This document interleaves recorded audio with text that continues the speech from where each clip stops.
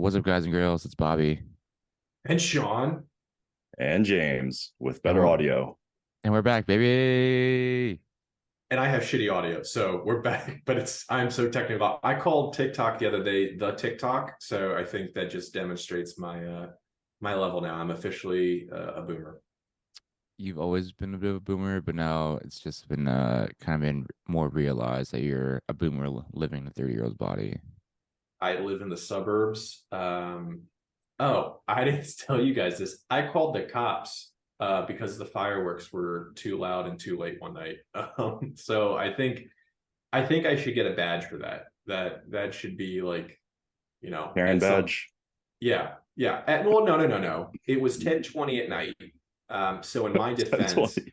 that was extremely late. And I prefaced my call with, I'm patriotic, but this is a bit late. And yeah, the fireworks did not stop. So apparently they did not want to thank me for my service on July 4th Did or you July 3rd, 2nd, whatever, before did you July 4th. put that like lawn sign up that says like "Be careful for fireworks"? A veteran lives here. No. I think that's extreme. And I even apologize because I didn't call 911. I just called the regular like dispatch. And it's just like, listen, I'm that person right now. I totally understand it. I sound really old and curmudgeony, but my son is asleep, and I swear to God, if he wakes up, there's going to be blood on someone's hands. So like whatever you need to do to make sure that the fireworks that are 800 meters in that direction need to stop, because they're doing ones and twosies. It's not one giant spectacular show. It's like a bunch of idiots were launching, mediocre fireworks once every 5 minutes. And it was like that torture technique where you're laying underneath of a dripping faucet and it's just hitting you in the forehead right between the eyes. And you're just like, this is driving me insane. So yeah, it's probably the proudest moment of my adult life thus far. Yeah, the fireworks over here get ridiculous. People like love fireworks here. It's not even like Fourth of July. It was like the entire weekend plus the Monday and then plus the Fourth of July was fireworks. On Wednesday when I woke up to go to work, it was like hazy outside from all the smoke from the fireworks. And then like you're driving and there's just like shit, like all this debris from the fireworks, like it's like everywhere. Last year there was like debris on my truck last year from the fireworks, and Ranger hates the fireworks. He like starts shaking, like climbs to the bathtub. So I'm he's not a surprised that fan. you guys have such a fondness for fireworks in one of the most liberal states in the country, considering all of the environmentalists that live up there and the impact that it has on the migration patterns of birds and other animals. I mean, that doesn't seem very, very liberal to me, Bobby. I'm just saying where we live is what I would not call liberal. We live in kind of the boonies. Yeah, you're surrounded by hill people. We get it. Talking about trailer parks, not even hill people, just trailer parks. I think they're all hill people. Just as soon as Like you put of on a our flannel, you're a hill person. I've got my hill person outfits all picked out. I am totally in the vibe. I've got a hatchet. I've got a sledgehammer. I am like, if I could grow a beard, I would. I'd look like someone on Duck Dynasty, but I've got a baby's face. Yeah, working at duck calls. I don't know how to shoot a shotgun either. That's probably the first place I should start. Ski shooting is pretty fun. You never went ski shooting? Once in college, before I figured out that I was a left eye dominant and a left-handed shooter. So as you can imagine, I did very well, very, very well. Weirdo. I only needed two thumbs, man. Just radios. That's all I needed. Oh god. So Fitness. um, so Christina did a CrossFit competition yesterday, and She went. no, she would did scaled female with one of her coworkers. It was kind of very frustrating to watch Christina. She like is Dude, very difficult to coach, and she's gonna hate me when this goes out. But she's very very difficult to coach. She like doesn't is for the listen. pacing, or what's the biggest issue that you take with her crossfitting? Mental weakness. That's what I take it. Dude, how come you don't have her listening to, or reading Dave Castro's book, or, listening to David Goggins every morning Who's at going to carry the 3:45? boats? I have The this longest. speaking of carry boats, I have this thing now with one of my buddies. I was sending him a Dave Goggins video every day. I'm I just do the making same his thing with my feed, clients. Yeah. making his Instagram feed just Dave Goggins videos. This is my goal right now. I send a Dave Goggins video every day. Um, but like in CrossFit, like it like you're tired and like you don't want to do it, but it's just like you just gotta get moving and just like start the next rep to like keep Yes. going. But like if you don't do it and you're not like comfortable with like how much it sucks, you want to rest. And that's why I think like it's not frustrating yesterday, like watching like, I guess like the really amateur CrossFitters or people just like trying to work out for fun, trying to watch them work out. It's like that no one like I'm sure it sucks, but like people like I saw this one lady just like stop doing a burpee and the burpee and just lay on the ground for like 10 seconds. I'm like, what are you guys doing? You just gotta get up. Just get up. I think it's one of those, like, if you've not been doing CrossFit for a long enough time and you have that engine, you reach some points where you're just like, the hell am I doing? I don't know, like, where that next, barrier is that I'm breaking through, or playing different sports and kind of going through the motions. I think it's hard picking up CrossFit, later in your late 20s, early 30s, and not doing that at a time when, say in your early 20s, you kind of could just push through the pain naturally. And like, I think there's a much bigger mental obstacle that develops as you age, because your body's just not at that same point in time. I don't know about that. I mean, like, I think it's more so like a mental aspect of people like not being comfortable like pushing the pace. It's not even like pushing the pace either. It's just like, obviously it sucks and you can't breathe, but like when you stop and like rest and like not do it, it makes it more difficult. But if you just like go slower but keep moving, you know, I don't know. But I mean, like, who are you competing against is, like, I guess the other one. Like, when we would work out together, I would be super motivated to like stay up with you.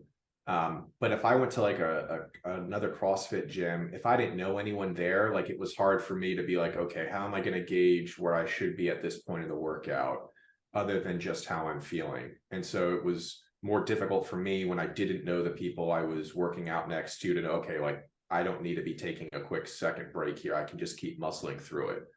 And that could also be it. I mean, if she's not ever seen these competitors before, it's like, what is their level, or where should I be in this workout, compared to the other people? Yeah, yes. But it's also just like, knowing the how much push. That's the other thing too. Like they had this workout that was like a 50 cal echo bike, like a sprint workout, like 50 cal echo bike and like some barbell stuff. But like I asked Christina, like, did you practice workout at all? And she's like, no. I was like, well, you're in for a rough time if you don't know like how far how hard to push like an assault bike, Oh, Like that's 50 like something cals is awful. yeah. So like that's like something that you have to like practice because like like on a echo bike or assault bike, if you just go out really hard, you're in for a real bad time because that like lactate's gonna hit real fast. Um, Yeah. but Or like if you don't keep it up, because once you hit that, whatever that 20 cal, first 20 cals is, if you can't just ride through it for the next, 15 to 30 seconds, mhm. you're going to crash. And then the last 30 are going to take you 3 or 4 minutes. Yeah, exactly. That's what happened to them. But that was just like I know how like because I've done it so many like I just know like my pacing. I think some would say like for experience too, like for a lot of workouts, I just like know like all right, this is what my like just looking at their workouts. I'm like, all right, this would be my plan for this workout. I don't know about your guys' is like endurance and whatever, but you should try something like this.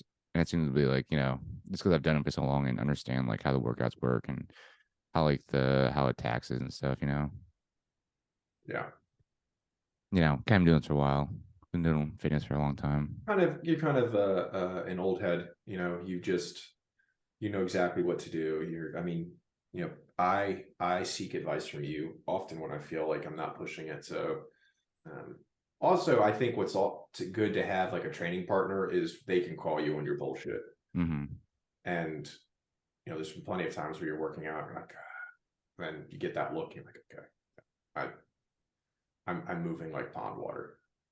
Yeah, Christina said it. She said that I should try to do the competition because they do like a winter one too in this gym.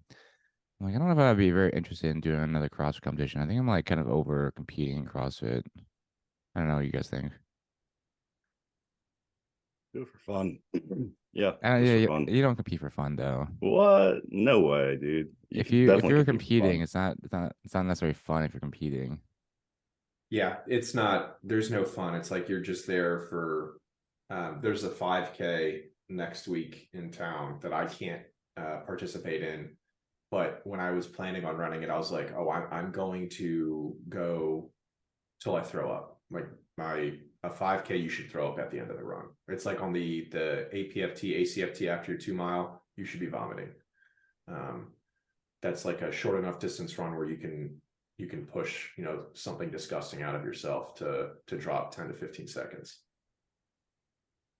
But yeah, I don't know. I'm not super into the whole idea of competing anymore. Well, you've also got the knee surgeries, man. I mean, that's like I think considering that, and Yeah, I mean it's mostly normal at this point. But I have like had like some other like small random injuries too.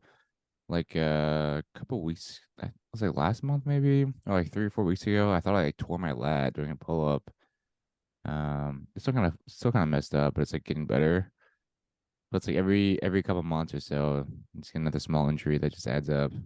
Getting I tell you old. what, man, we are mere years away from CrossFit turning into what we made fun of back in 2011 and 12, where it was picking up, gallons of antifreeze and stepping off of the couch and sitting down and standing up. And we're just going to be injured standing at the sink doing dishes. Like that is the point in life that I'm at. Uh, it's like shameful to say that, oh my God, like I've got to really look at what I'm eating every single day when I'm eating it, comparing it to the workouts. Whereas, I mean, before, for the last 3 years, I think I was like, oh, I can eat like I used to when I was 27, 28 and working out for 2.5 hours a day.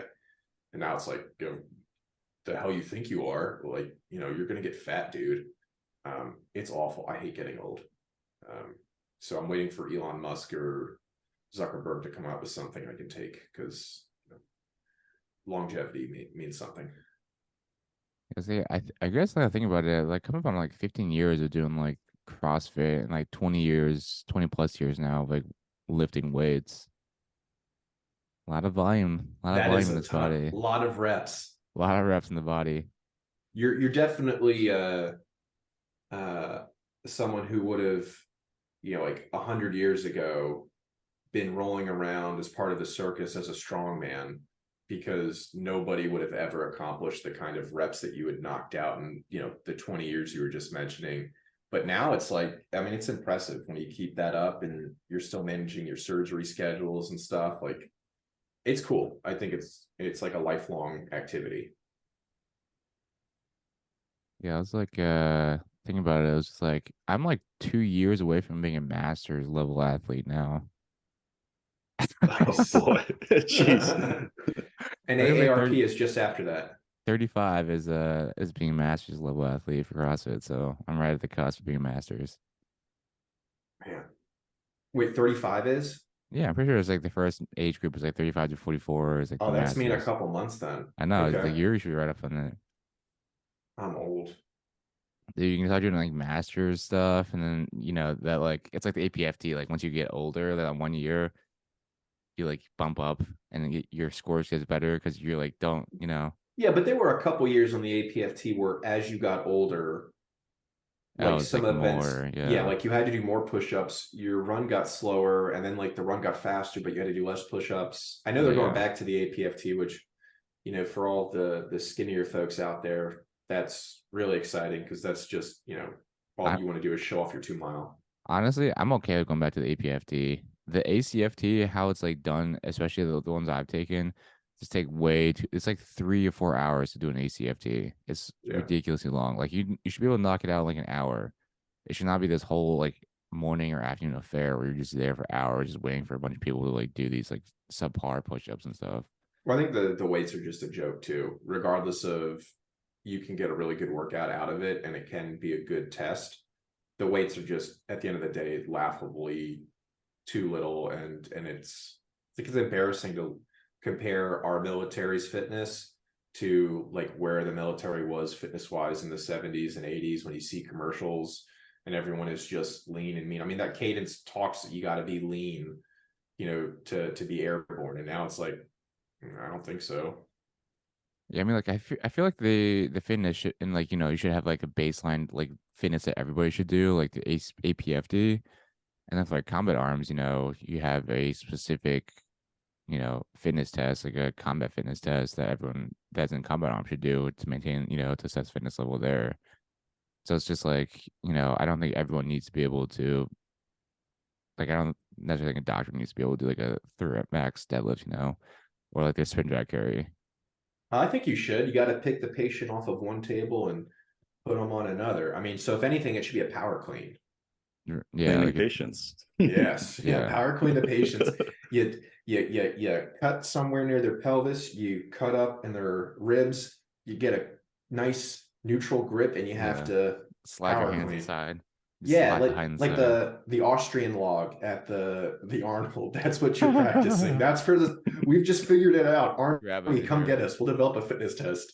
The Um, S1, you have to do isolated hammer curls for all of the DA31s. You're just chucking behind you and losing in a folder, and then all of the stamps for the 214s that you're helping people transition out with. And there's the S1 test. you've been out for so long, Sean. They have I IPSA now. know. It's all Is that digital. it's digital? It's all digital now. It's all IPSA. Oh no. Been out for too long. Oh no. I don't know. I'm still trying to get like med board for my knee. I'll see if that works out. I have a hard time believing the army trying med board me for my knees, but we'll see. They tried to do it with my wrist, and I just felt like I would have been the biggest piece of shit if I had like accepted that, because it's like it's a wrist. Like this is I will just get out. I can get out without being a burden on the taxpayer. Uh, Come on, doc. uh, Come on, doctor. I'm just trying to get out of the army. We'll see. I just want to medically retire so I can get out of the army. Well, there's a lot of stuff we could talk on this podcast that could get you there. I mean, Yeah, I know. That's trying to watch my mouth. yeah. So I think the army, like having fewer friends that are still in and they're all majors now, which is just, it's like brutal to think about, because that is such a weird rank. Yeah, I In mean, the like army. everyone, our peer group is like, up to like field like S3 XO level right Yeah. now. Yeah, or they're broadening assignments. Should be post broadening at this point. But it's just like, like what's next? It's essentially just like looking at a clock and going, all right, I got 7 more years, and then then you retire. But it's in 7 years they will move at least 3 or 4 more times. Mm-hmm.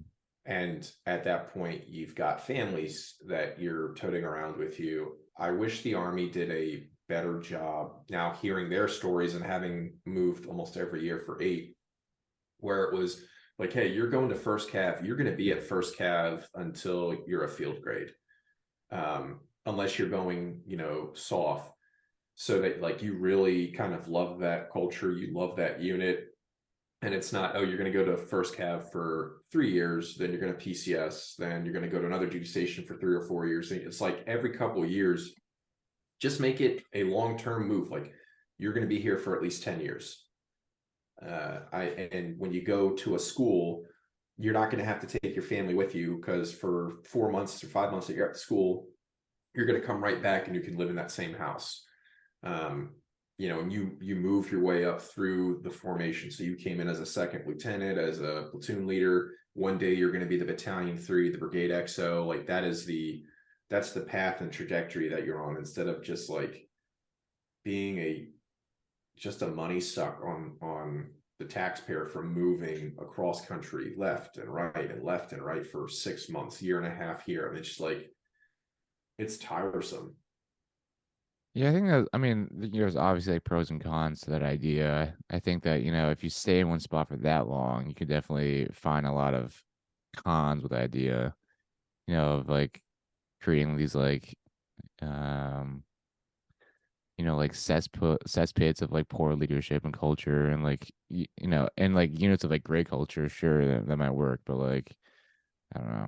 I find it hard to believe that would I maintain don't think very anyone good. would be picking Fort Hood, Fort Bliss. Yeah, I for fun was watching the first couple of minutes of branch night up at West Point yeah. this last year, and every single branch that they posted on YouTube, none of the first choices or their first half of choices were the Fort Hoods, Fort Bliss, Irwin, um, 10th Mountain down Hmm. at Polk. I'm not even saying the correct post names. That's Oh, how long I've been you out. just dead named before. I, I don't know. I have no idea what they're called now. The Southern Posts. Nobody wants to get stationed anywhere that is heavy. Not even the individuals that are going armor are picking the striker formations, the limited airborne assignments. Nobody's like the first choice going, I can't wait to go down to Killeen, Texas. Like that should be like a sign to the army, like something is wrong and rotten there, and nobody wants to be a part of it. Yeah, I keep seeing all these like things about recruiting, how recruiting is even getting like the lowest levels, it's been in like decades. I was talking about like test scores, and like the army is like barely passing the minimum test scores required to like enlist in the army or something like that. I You know mean, what I'm I talking about? believe, yeah, and then they're also part of that survey they did was from a bunch of veterans who have kids, and they were like, I wouldn't let my kid join the army Hmm. where it's at right now. And I think a lot of it gets overblown with the media's coverage of the military in general, and then social media to just taking that to the stratosphere and every political movement.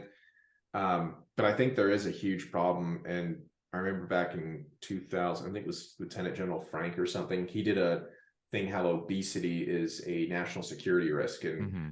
I think people at the time were kind of like, no way, that's not a real thing. And then now we're 2023, and it's like, no, it is a legitimate, like, not as only is it a health crisis, but the United States is not going to be able to field a fighting force, which is really scary. Yeah, I wonder if like and James might have some input or like some insight on like the whole Wegovy and like the gliptins, if that'll be like You're talking about the GLP-1 yeah, the gliptin. agonists. Yeah, yeah, yeah. Yeah, what about them exactly? Like, I What wonder are if the they? the army will be like using it within the military for as active duty service members for like to help them lose weight. Because like bariatric surgery in the army is like is non-deployable, and like you're not allowed to join the military if you have like a bariatric procedure. But as a way to like increase recruiting numbers, I'm sure I could definitely see this happening where like people go to MAPS or whatever, and then like the doctor in MAPS prescribes them like the GLP agonist like Wegovy or whatever to help them lose weight before they get into the military. yeah, I could see that. But on the bariatric surgery thing, I mean, like, if you're ever at that point where you need it, like, military would be way out of the question at that point. You know what I mean? But something like the drugs, the GLP-1s, that seems more like, I guess, in reason, up that alley sort of thing. Is that like an Yeah, Ozempic thing that you guys are talking yeah, about? yeah, yeah. Ozempic, Okay. Wegovy, whatever, all the GLP agonists. Isn't one of the side effects of that is like something about your bone density like Losing decreasing, lean body mass. Yeah, it's which associated, I think, right, you get like an with. awesome sunken cheek look. I mean, that's like pretty Balenciaga, you Yeah, know? I think it's just I don't know. I don't know all the data on all the GLP ones, but my understanding is that it mostly affects the gut, brain axis, and like decreases hunger signals, and you just overall eat less. So if you're starving yourself, you're gonna lose lean body mass in addition to fat mass too.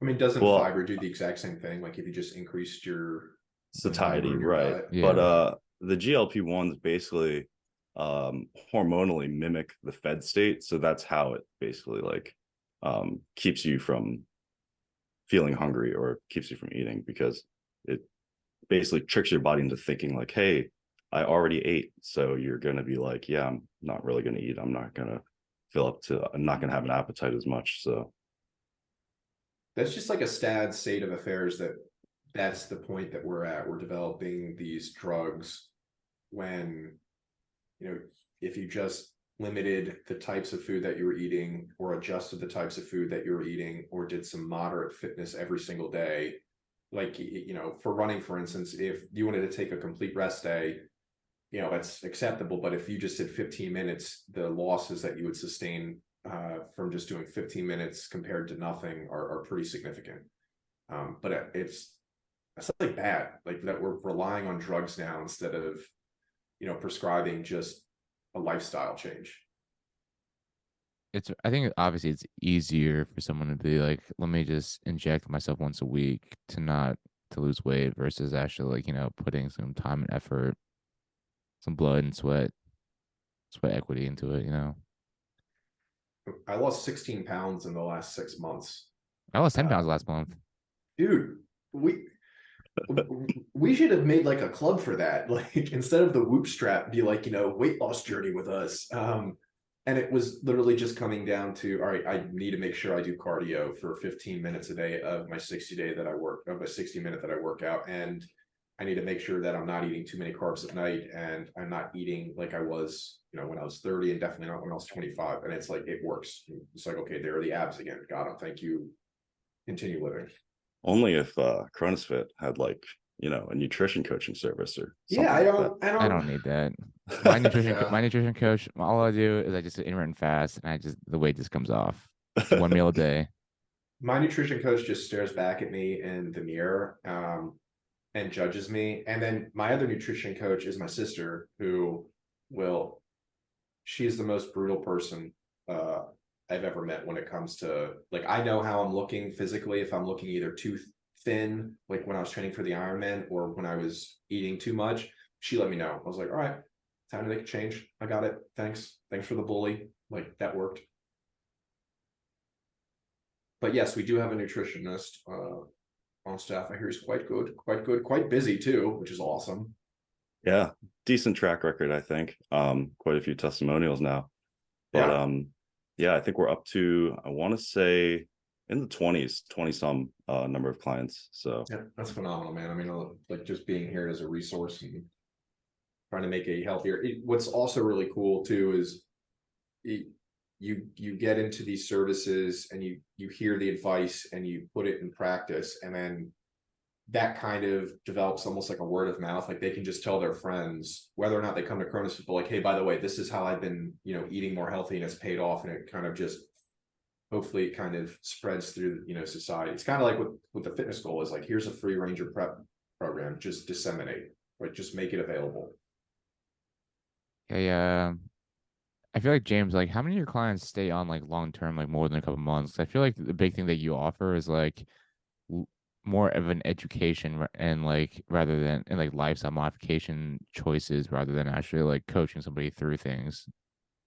yeah, right. So I have a couple clients who've been with me since I started last March. So that's like over a year now, basically. And I haven't really lost a client in, I think, since like January of this year. So most of them do stick around long term. I think one thing, you know, being honest, one thing that helps with that is the affordability of the service. You know, it's not a pretty modest price, but for sure, basically education, long-term sustainability, and building those good habits and that knowledge to basically foster like that long life mindset of being able to basically handle your nutrition on your own. So that independence, basically. And then from there, I mean, some of those long-term clients, actually, they have everything set. Like, I have no doubt in my mind that they could run on their own, but every once in a while, they basically just need a friendly problem solver on board, which is, you know, me.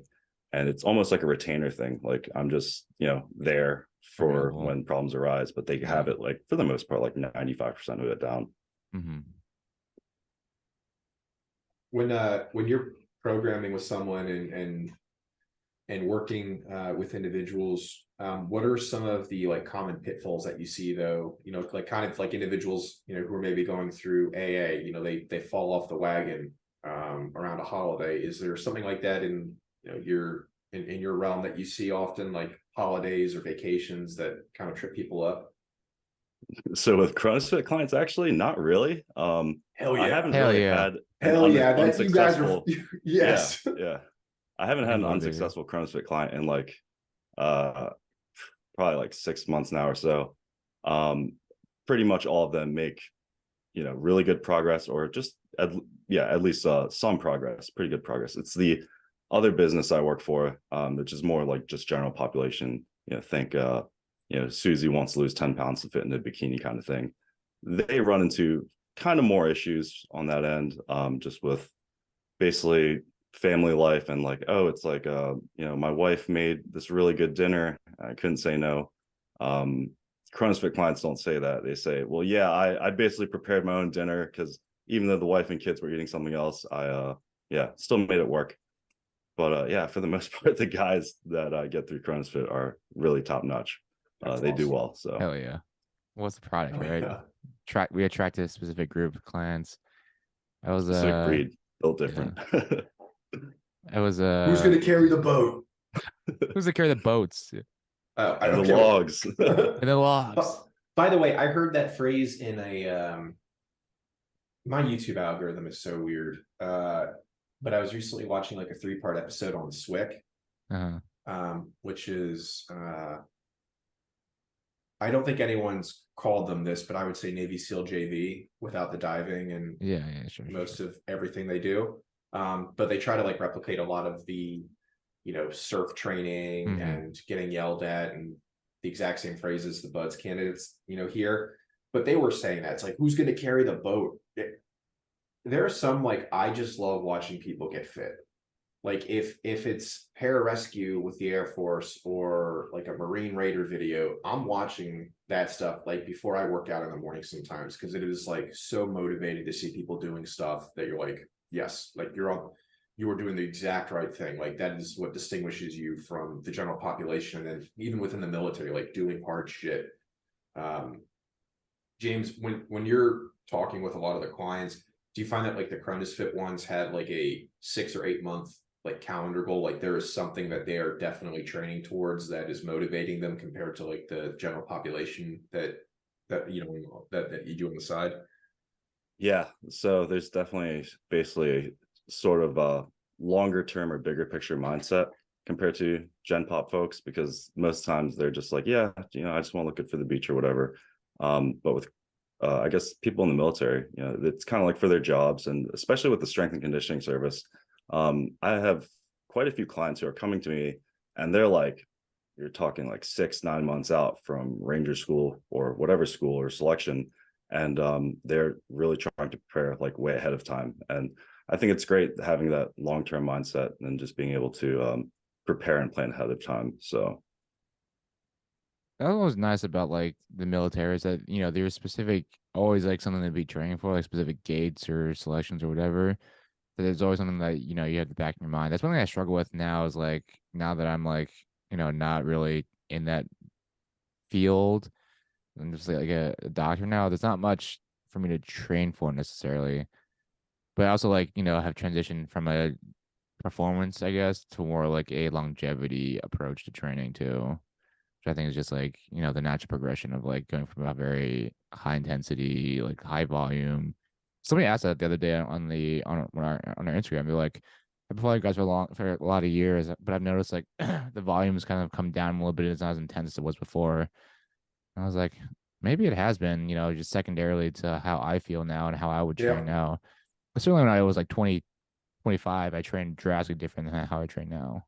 Oh my God. I mean, the Saturday Suckfest would take 2 hours, if not more. Yeah, when I saw that, I was kind of like, I got to relook at my programming. Am I like Yeah. programming for me older? But that was, that question I think was in with regard to the military prep stuff, where like this cycle is exclusively running. You don't touch the weights. It's just all, scaled to the runner. But I think training smarter and having a long-term goal is something that the military is really great at fostering, because it gives you an opportunity to constantly test yourself. And like you were saying now, Mr. Doctor, and I'm doing the law stuff, it is like really difficult to put something 6 or 7 months out as like a goal you really want to work towards. And I think I'm going to try to start doing more 10Ks as a way to like hold myself accountable, because Otherwise, there's nothing, and I think it's kind of indicative why maybe the U.S. population is getting the way it is, because there's nothing that you're moving towards that, you know, is going to motivate you to do something that's really challenging. Yeah. I mean, I guess like, cause I'm not really training for anything, but I still like work out like 5, 6 times a week still, but it's just like different, right? Like I'm just doing a lot more bodybuilding type stuff than cardio, not as many like metcons. That's one thing that I've noticed I don't do as much, like the shitty like metcons. I just But we're enjoy. expecting you to do them, Yeah, but what you so do. you But I better definitely do. when I was 25 did a lot of shitty metcons, and like thinking about like how I trained when I was 25. Like I think the program that's why I like I program still is I program if I was still like 25 and like what a Yes. 25 would do. So I don't know about like the volume dropping, but it's definitely different in some of the stuff that I program now. I've also thrown in pieces of equipment that, as I've grown like my garage gym, I've gone, okay, this is a much better device or movement to achieve this goal Hmm. than what, you know, I had available to me at, you know, 26, 27 when we first starting this. Um, I've been doing a ton with speed ropes and with a very heavy jump rope, not the like giant braided knot one, Hmm. but just a heavier Yeah. one. Ton of sandbag stuff, like Oh, heavy I love the sand, sandbags. Yeah, like, sandbags and kettlebells. I've been doing a lot of sandbags, oh my kettlebells god, now. there, it's phenomenal, and it's great for like accessory work. There's a ton of stuff that you don't need in a gym because you can get away with a single 60-pound kettlebell can break you off in Hmm. 30-45 minutes. So I think when I look at kind of my trajectory with programming now for the military prep stuff, it's still like very heavily focused on running, body weight, because I mean cardio is king. But the strength movements are, I think, more functional, and are moving away from the more Olympic training movements that, you know, I thought were necessary to achieve a certain result, that are like, okay, that's not realistic. Like you're going to be Hmm. picking up a ruck, grab a sandbag instead. I don't need you to do power cleans, you know, with 155 pounds. Just grab a very heavy sandbag or a boulder. Yeah, and I don't know. I still think that I wonder if I should like do any competitions, but then at the same time though, it's kind of stressful. Like I don't know if I want that stress in my life of like having to think about having to prepare for competition and training for competition. Don't you Yeah. think it's like that you stress though? Like that kind of like a good stress? I get plenty of stress from work, so I don't know if I need more stress out of my life. Are you to the age, if you competed in a competition, you'd go shirtless, or would you be that like tucked in professional, you know, like dad workout attire, you know, higher socks, Depends you how I know, look. Like right now, I could probably pull off being shirtless. Wouldn't look great. But you have to have abs in order to pull off a shirtless look. I didn't work out without a shirt on, even in my own garage, for 6 months while Oh, I I don't was work out getting with a into shirt better shit. in my garage at all. It's nice because like, Oh, there's I'm nobody sorry. around. I had a shirt on for the last 6 months, even in my Uh, garage, because I was like, if someone walks by and sees in my window, I wait till it's summer, guys. Like I'll have the garage doors open. There's a process to this. Trust the process. I work out the garage. It's too hot. I have to work out the garage door open, and I always work out shirtless now. Get my vitamin D in. It's great. I love it. Well, I burn after about 5 minutes of exposure, Yeah, so yeah, yeah, yeah. pretty.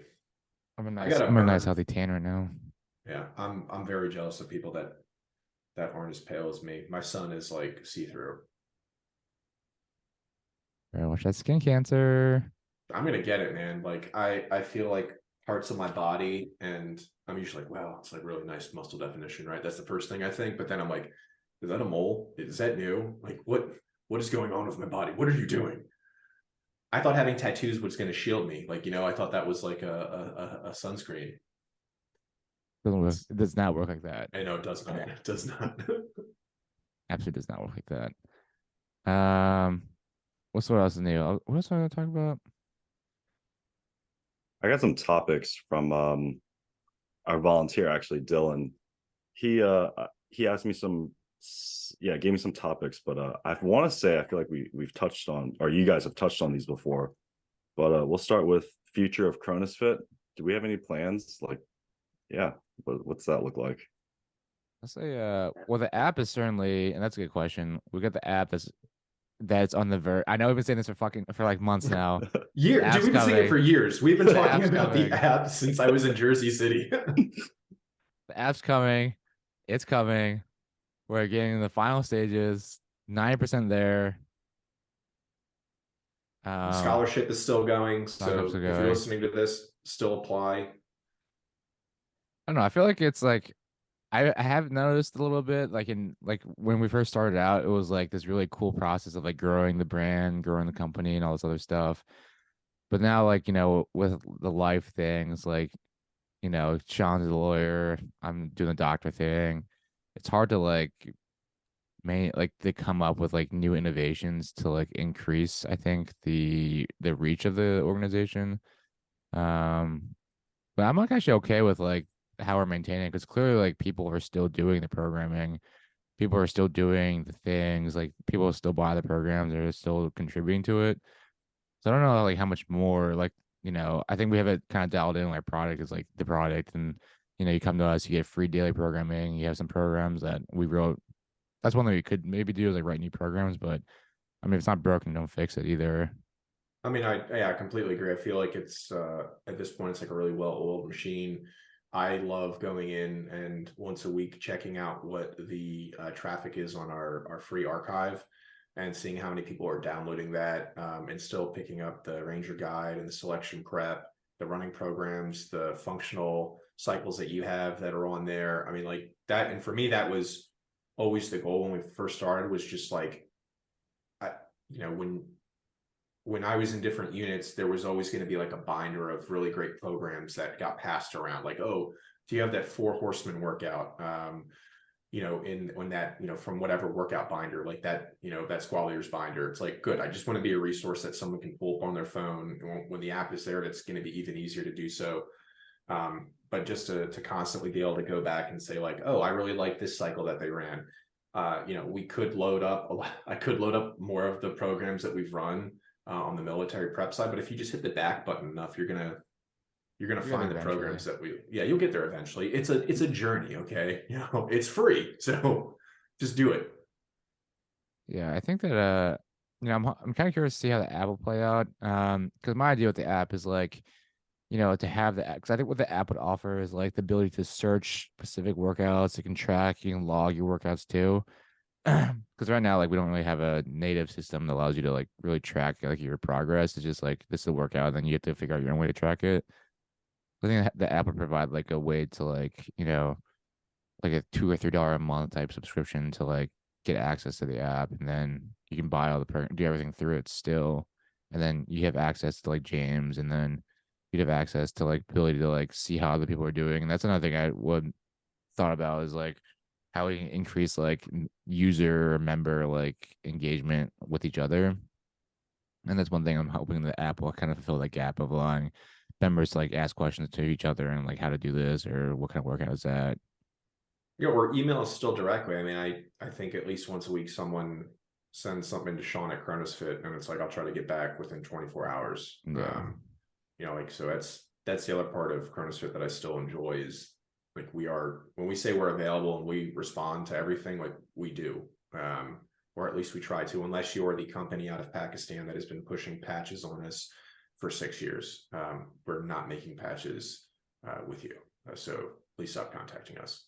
Or like the brand ambassadors, they keep trying to, Yeah, the shirt with the lion on it, like a really, really awful drawing of a lion. We don't want that either. We're not going to sell it. That's not for us. And don't offer us healthcare either, because we're not in that space. So like, I love when people reach out and you're like, did you just go to the website and not read a thing? Like, no, they don't because it's no, all automated, like automated emails to like.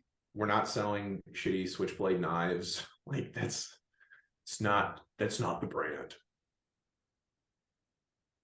So I guess like, long story short, I think we're still continuing what we're doing, and then I'm sure I see a lot of the other like on the Instagram do see like all of the other programs out there. Like I'm not gonna name them, but like I saw one that was like $200 for like a prep program that we would run too. Well, I'll name them. was it Green Blue was Yeah, one. yeah, yeah, Yeah, yeah. charging a ton of money. And the other thing that I'm always a little surprised with, when you see, there was another one that like a couple years ago came out. Because I mean, like, none of this programming is like a secret. It's all going to look the same. But when you go to like the about page and it's a ghost town, like who runs this site, who programmed Hmm. these workouts, it's just, like you know exactly who's programming here. And you can either be like, yeah, I don't trust, this 6'5" ginger, like to tell me how to run. It's like, cool, all right, leave. Like, but I have even less patience and trust for individuals that are running programs for fitness that claim to be one thing but don't have anything, supporting that. Or, there's nothing on there to be like, oh yeah, like, who's going to carry the boats? That's David Goggins. Like, this is his website. It's I don't know, it's like a matter of transparency for me with a lot of these programs. I really love SealFit back in the 2007 to 2011, because Mark Devine, you knew exactly who was writing the programs, former Navy SEAL, and had an awesome podcast, and I loved his stuff. And it was like, all right, like, that's the engagement. He would respond if people ask questions. Like, I think that's what kind of distinguishes a lot of the fitness influencers in the military now. Yeah, I mean, because all the programs, work. It's just a matter of how much you want to pay for them, and then like, who you want to support. I think is what it comes down to. Yeah, and I promise you, if you're looking at one program from another, knowing that they're probably going to look the same, if one is costing you 5 times as much as the other, like, it might not be worth it. Ours is free. We have free daily programming. Yeah. I mean, that's half the time when people have reached out to us to ask questions about the program, especially about like purchasing a program. I've told more people every single time, like, my first response is, did you check out this free program? It'll do nearly the exact same thing. And if you're not training for this specific event, start here and then come back in, 4 months when it's done. And if you still want to continue with that program, then go ahead. But don't spend money yet until you try, one of the other programs, or mix up some of the programs to get the same results. Yeah, looking through some of the workouts, and like it's the same workouts on Yeah. Blue Green. Same shit. I mean, it's cool. I like their logo. But I don't understand I don't understand pricing. I guess it's different though. Like, if you're a company that, like, you're paying the salary, and Sorry, that's James.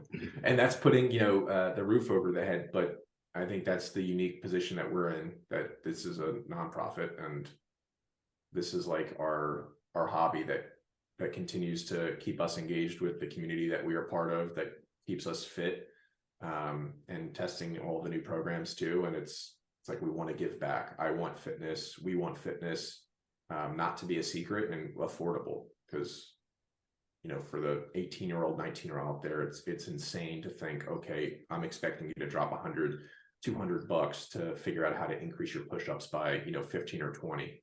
Like, that's just absurd.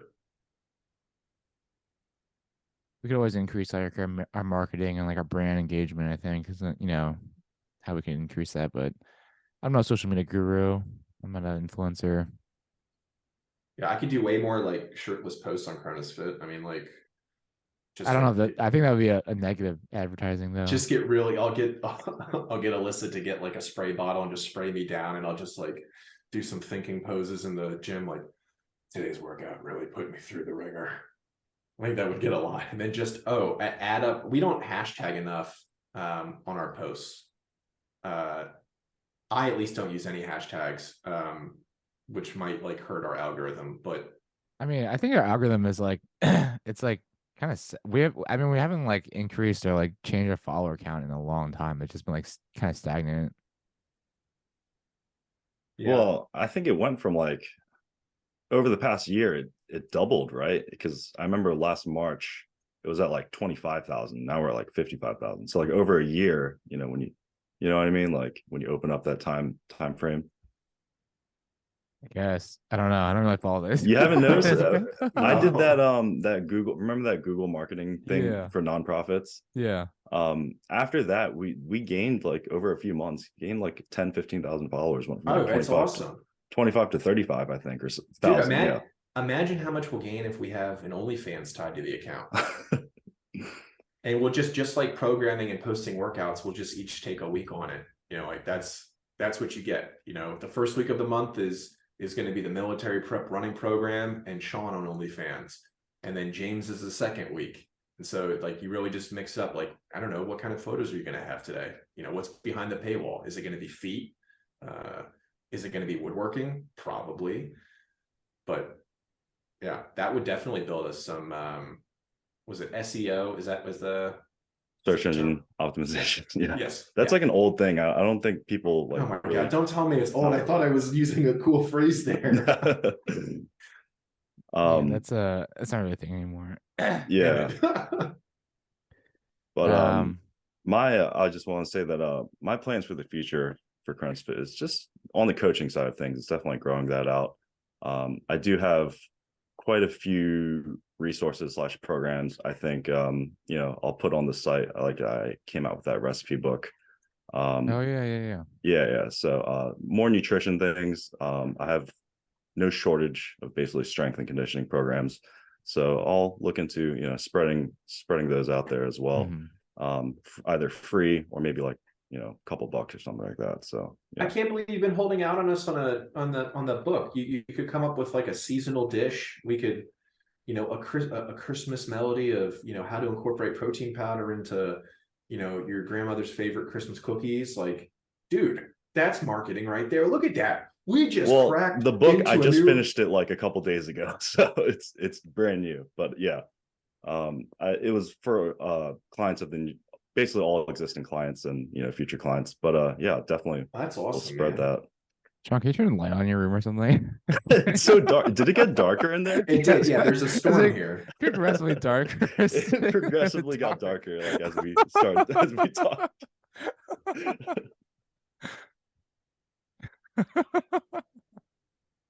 And I love how he like didn't even notice, or like he just didn't care. Yeah. He's sitting in the dark room by himself talking. Did my lats block out the light though? Like I imagine they did. No. That's disappointing.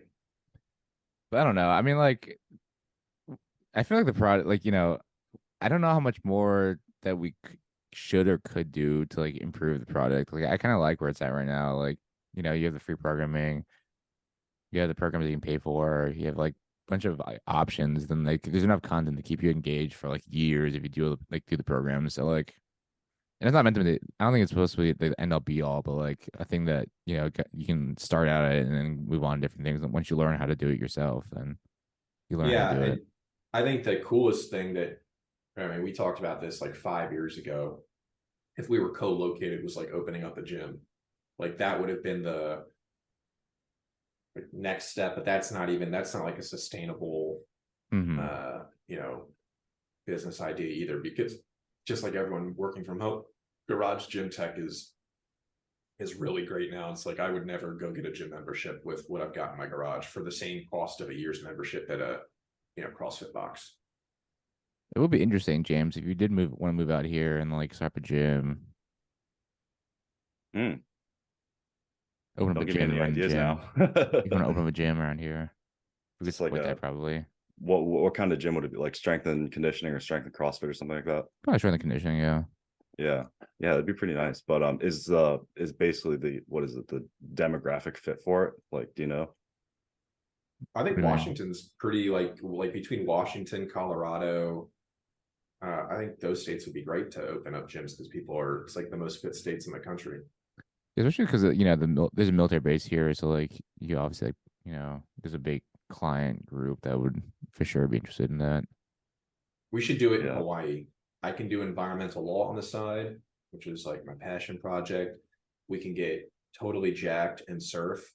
I would need to be live in Hawaii. I've never been interested in living in Hawaii. What? Dude, that's like my ultimate dream. I'd love to just live in Hawaii. I just think it's like too difficult to like do anything there. what else do you need to do? There's hiking, there's water sports. I should probably preface, I suck at water sports. Like I suck at surfing and I suck at paddleboarding, but it's the idea that they're there that I could do them that I really enjoy. All the fresh seafood. I mean, it's just like the most beautiful landscape that there possibly, could be. I like But mountains. I like the mountains here. That's one thing that I know Christina and I started getting into is mountaineering. I went with my buddy. We tried climbing this mountain, like 10,000 foot peak here, Glacier Peak. We went a couple weeks ago, like June 20th or something. We hiked in. It was like a 13-mile hike in, going up 4,000 feet, no, 5,000 feet. And then we camped at like 7,000 feet. And then we got snowed out and then had to leave the next day because it was snowed out. It was wild. It was like June. It was like yeah, but actively see, snowing. like that would still be like a cool place to have a gym because that's what people are doing on the weekends. So like, Hawaii also has mountains. Yeah, but they're not like mountains. Well, I don't know if you could say that. I mean, have you seen Jurassic Park? Like those mountains look pretty steep to me. They filmed it there. Yeah, mountains in Jurassic Park. No, they did. They're on an island, but it's like the mountains when they're taking the helicopter in and it's going through and they get to What the if it's just waterfall. CGI though? Back in All right.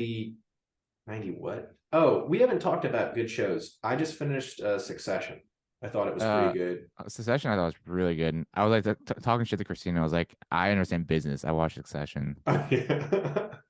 uh Bobby, I know we talked about this probably very early on in the podcast, like how when we were at RASP 2, we watched a ton of Kung Fu, Mm-hmm. snuggled up in bed together. I just started Warrior on Max, which is HBO now. Oh my God. Like, it's like they took Peaky Blinders and they set it in San Francisco, but they added Kung Fu. It is funny. The action scenes are incredibly graphic, but also very funny. And it's like I will not be able to control my responses. I'm like gasping. I am like, oh my God, like at the different moves. It is a show I cannot recommend more highly. It is a phenomenal show. They just came out with season 3. So I'm in midway through season 1 right now. It's phenomenal. I can't believe like I haven't heard about this show until now. Oh, I'll check it out. Yeah, highly recommend. Yeah, And the we finished. Mario movie. They're related, I guess. Yeah, I don't know about Fighting. that. Yeah, Succession I thought was pretty good. I enjoyed Succession. It was very interesting. What else is coming out? Huh? Oppenheimer's coming out. Yeah, Oppenheimer and Barbie coming out. Mission Impossible, whatever is coming out too. Dude, he Excited for did that that one. stunt scene where Tom Cruise rode a motorcycle off a cliff. Yeah, and then base Like jump. Yeah, it's such a base jumped off the cliff. Yeah. that dude is the real life Bodhi Zephyr, like from Point Break. Like it's incredible. Another great movie, Point Break. The first one, the First one, remake, yeah. I didn't watch the was remake. so bad. So unbelievably bad. Yeah. All right. Anything else that came up, James, that you wanted to ask or talk about? Yeah. So he also said transferring to the civilian side after being in As in like being in the military. That is, yeah. Sorry, I should I should. well, like what just like getting transitioning over or like What part of the transition? yeah, what part of transition, I guess. Oh, I guess he didn't really specify that. But he also said Bobby and Sean's experience as an officer compared to enlisted. You guys both went in as officers, right? Yeah. Yeah. Yeah, I don't know the other side. I would say on the transition part, like it's great being out. I'll be honest. Like I love not having my weekends taken away for the dumbest of things. I absolutely love. I mean, I think it's just getting your time back and having like an appreciation for the small things. that, you know, I see others get really mad about. I'm like, I'm not going to JRTC for 3 weeks. So like, it could be worse. Like, I think that's the best thing, is the military gives you perspective on like what's really shitty in life and what is really great. And so you appreciate it. But I will definitely say, like, now 4 or 5 years out, been out for 5 years. Yeah, I have. I miss the fitness. Like, it is really hard, like we talked about earlier, staying in shape, because you don't have 2.5 hours a day to work out. It's not like you're given the 6:30 to 8 in the morning and then lunch off to go work out. So finding that time is really challenging. And then also being around people that like truly know what sucks in life, and having perspective, and having to hear some civilians sometimes just make statements, and you're going like, you have no idea how lucky and how fortunate you are to have this as your primary gripe. And having to curb language is probably the other big challenge, because I think I would swear every third or fourth word. Mhm. And now being in the office, if I drop a fuck, it's like, so sorry. So that's like a Yeah, big adjustment. I would agree on that. Even like you know, even be, being, I don't even consider being a doctor, being in the military still. Like, honest, in all honesty, like, you know, technically I'm still active duty, but like, it's such a drastic difference from like being on the line compared to like being in the hospital. It's like not even funny. Like, I just miss the days where I could just be like, "This is fucked up. You need to fix this," and not have someone like cry. Like, multiple times people cry, like like in the hospital, like people cry in front of me from like maybe being like, "You need to fix this. Like, this is fucked up. You need to fix this. This is wrong." And like that, apparently you can't talk to people like that, you know, in the hospital. How dare you? How dare you, when people's lives are on the line, that you There's tell a them they're wrong, that they get upset with you? pretty funny story. Like, I was talking with the second the year behind me, the resident behind me, because every Thursday our program we go get beers together, like a happy hour type thing, and then it's like I love it because it's like you get to hang out outside of work, and then you know you get to like be friends outside of work, which is I think what you know what our program is really good for. But we're talking about like how each year is a little bit different, and like how my year was kind of tough on the new guys when they like a couple years ago when they first started out. Because like the interns this year are like kind of getting babied. Like everyone's like you know offering to help them, like show them how to do things, blah blah blah. And then like Luke, who's my buddy the year behind me, he's like, yeah, on the first day, Bobby printed out message to Garcia and left it on all our desks. So we definitely didn't have the experience of being helped by our juniors or people like you know people over us. I was I like, mean, I I think can't there's tell you how many times I've read message to fucking Garcia as like a lieutenant or like in West Point. How many times I've read message to Garcia? Like how many commanders are doing that to me? I've never read it. Really? Mm-mm. Dude, I, literally every time I showed up to a new unit, the commander would make me read message to Garcia. I I'm probably gonna read be it like honest, five times. that's like a real West Point thing. The only people I've ever heard mention message to Garcia, or reading like, you know, the Desert Fox, or these, you know, World War II or Vietnam memoirs, are West Pointers. Like, that's like, you go into a battalion commander's office, he's got like a bookshelf with all of these, you know, those type of books. Whereas I think like the ROTC folks, the books that, yeah, look, turn around, Bobby. The individuals that come out of ROTC, like, we were reading like sci-fi military books like Hyperion, or, you know, Old Man's War, like Space Odysseys. We didn't do the like autobiography stuff. Once an Eagles right there Yeah, like Over the Mountain or Bear Went Over the Mountain. Like, with the you old guys, breed on you got, war. yeah, you West Pointers are, I mean, you're smart. I would have no problem if, you know, my son decides to go to West Point. You know, I'd be in full support of that. But you guys read some pretty unfun books. Platoon leaders back there too. You guys, I don't. You can just watch Band of Brothers. Like, I'll save you on all the reading. Band Brothers there too, with the old breeds back there too. So you get all the HBO series are there. But anyways, my point being is that like I don't know, there wasn't exclusive to West Pointers either. I had like non-West Pointers making me read message to Garcia too. They're not cool. I'm embarrassed for them. And then James, you know what message to Garcia is? I just Googled it. It's Yeah.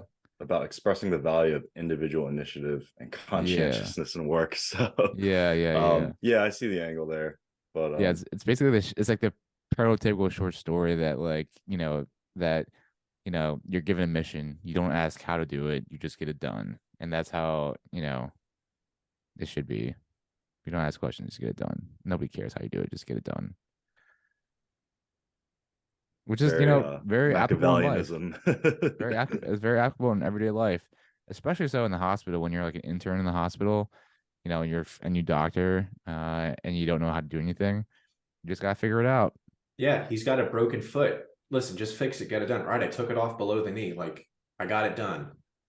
within reason. Within reason. Within, okay, yeah. Well, so Messrs. Garcia should come with like a Well, trigger warning, asterisk. like this might not work in every situation. You might need to Yeah. ask questions for guidance, Yeah. seek Yeah. Yeah. guidance.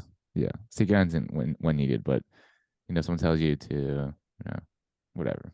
Anyway, my point being is that I think it's generational too. In the hospital, people are just generally getting softer. Christine says the same thing in the hospital too for her nurses that are like just getting out of nursing school.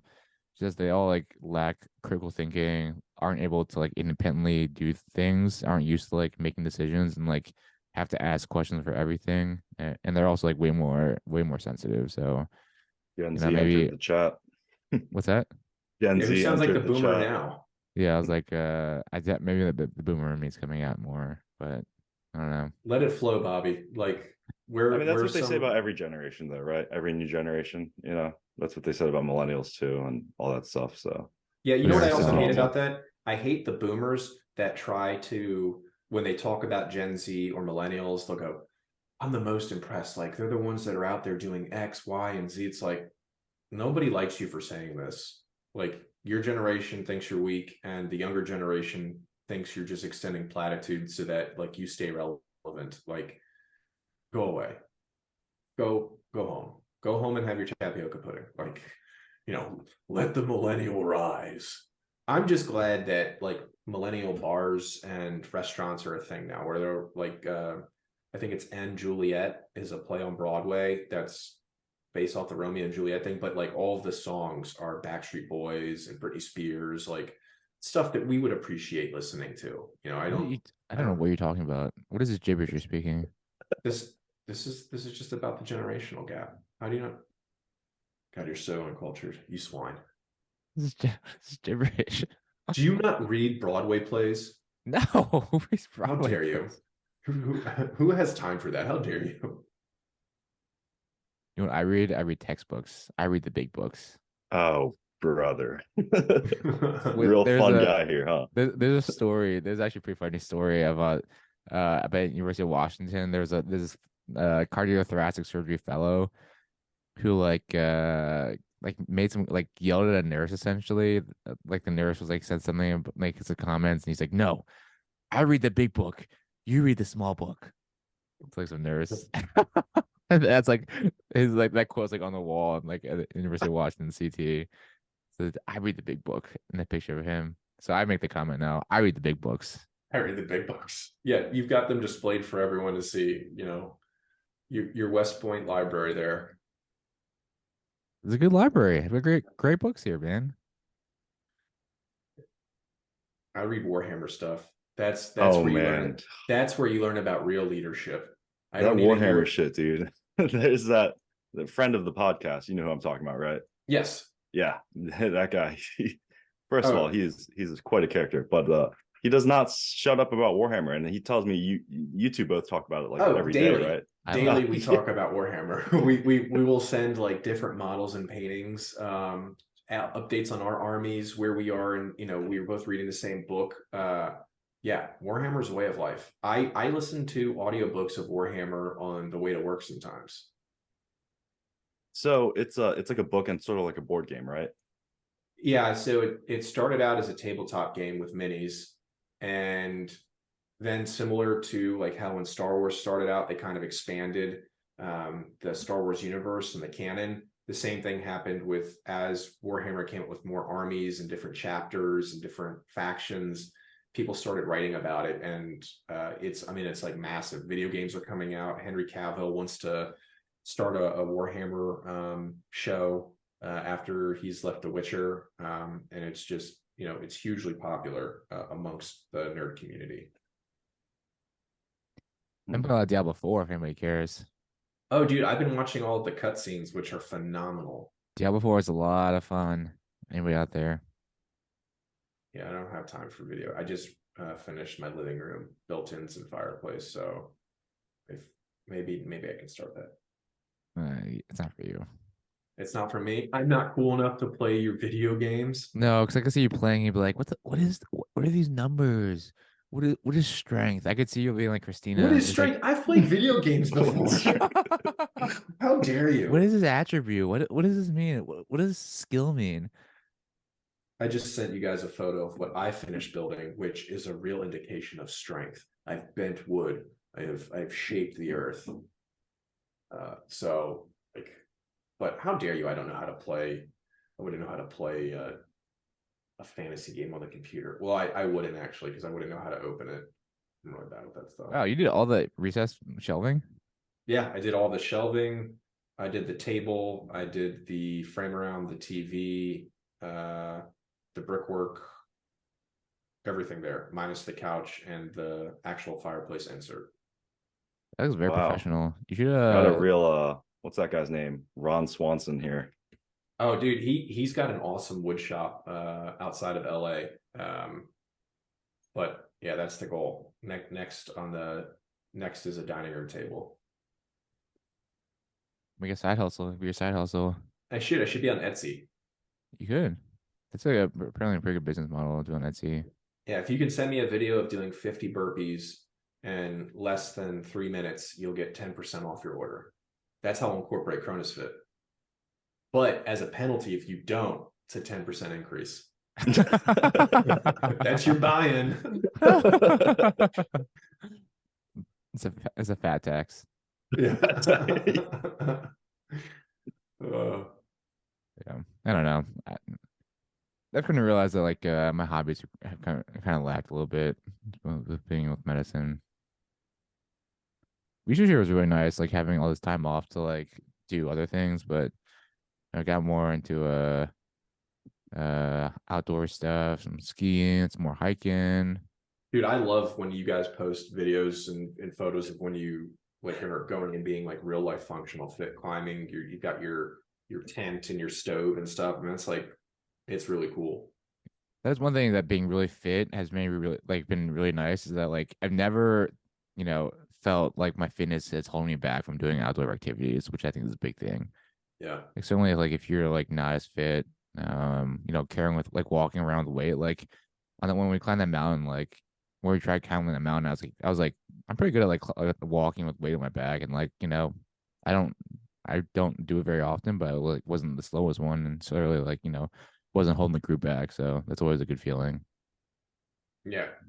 You can carry the boats. I can carry the boats and the logs, The logs. and they don't We know know me. the logs. The They don't logs know are me, good. son. They don't know him, son. Yeah. They don't know me, son. All right. With that inspirational quote from I wish I knew Dave Goggins. We'll probably start wrapping it up. Any big announcements for you guys? Yeah, just self plug for the coaching service. We do offer nutrition coaching, strength coaching, and now the newest service is strength and conditioning. So you could email me at james@cronusfit.org or just DM the CronusFit Instagram account. I'm on there as well. If you have any questions, all the rates are on the site, basically run from $100 to $120 per month. Guarantee you won't find a coach anywhere cheaper. Yeah, That provides as good of a service, right? that's ridiculously cheap pricing for coaching because it isn't like usually like $300 like going rate a month for coaching. So there's another business I work for that their prices are basically like $300 to $700 a month for coaching. Great deal. It's a great deal. And speaking of great deals, our running program will come to an end at the end of next week. So for those that are looking for getting back into the pain realm with some devices, apparatus, and weights, your time has come. So finish out the next couple weeks of running and then see how we incorporate that into the next cycle. And for the functional fitness, we are wrapping up the base building cycle, which I know not many people do enjoy doing. About to transition into a tempo and positional mini cycle, and then we'll go into a strength cycle, which is everybody's favorite. This is a strength cycle. And with that, catch you guys later. Bye. Peace. See ya.